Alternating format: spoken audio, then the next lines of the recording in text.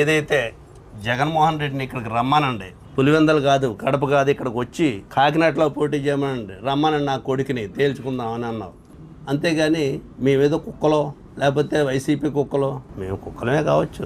ఈ మాటలు అనేటువంటి నిన్ను అంతకంటే నేను ఎక్కువ తిట్టగలుగుతాను, కానీ అది మంచిది కాదు. చివరిగా ఒక మాట చెప్తున్నాను, మీరు మాట్లాడిన దానికి నానాజీ, ఇది జగన్మోహన్ రెడ్డి అక్కడ నుంచి వచ్చి రావాలని అన్నారు కదా, నేను ఇవాళ చెప్తున్నాను మీ అందరి సాక్షిగాని, ఒక్క మాట కూడా మళ్ళీ దీంట్లో నుంచి వెనక్కి వెళ్ళిన ఒక అంగుళం కూడా.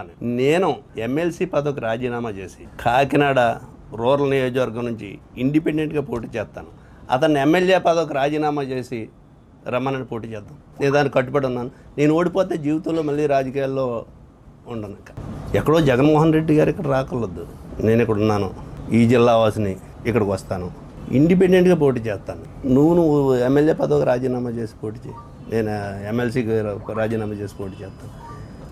చాలా సందర్భాలుగా రాజకీయ నాయకులు సవాళ్ళు ఎదుర్కొంటారు. ఎటువంటి సవాల్ కాదు, దీనికి నిలబడి ఉంటాను, కట్టుబడి ఉంటాను అనేటువంటి మీ సాక్షిగా చెప్తున్నాను నేను.